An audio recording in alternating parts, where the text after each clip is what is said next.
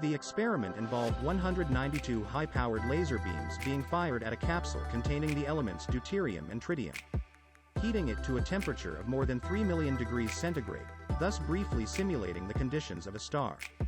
U.S. scientists have carried out the first-ever nuclear fusion experiment to achieve a net energy gain, paving the way for a clean energy source that could revolutionize the world.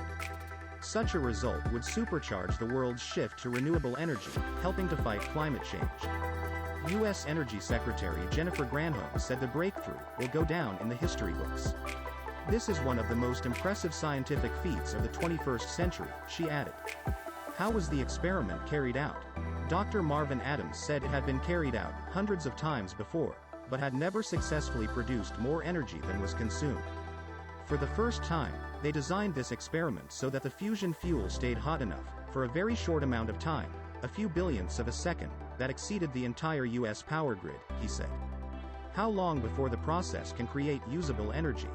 The question on everyone's lips following the news briefing was how long it would take before the process can be utilized for creating energy that we can actually use.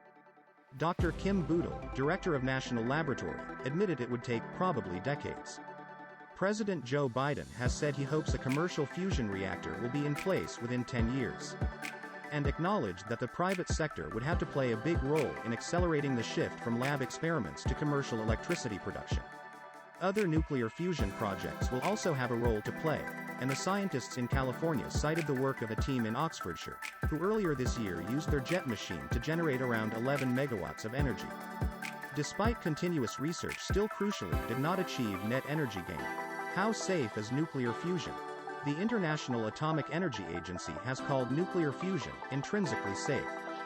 The conditions required to start and maintain a fusion reaction are so extreme that it is impossible for it to run out of control. Fusion is a self-limiting process. If you cannot control the reaction, the machine switches itself off, explained by the organization. The lower level of radioactive waste produced by the process compared with nuclear fission is also much easier to handle and store. Could nuclear fusion help tackle global warming? Nuclear fusion does not rely on fossil fuels like oil or gas and produces none of the greenhouse gases which drive global warming. Unlike solar or wind energy, it is not dependent on beneficial weather conditions.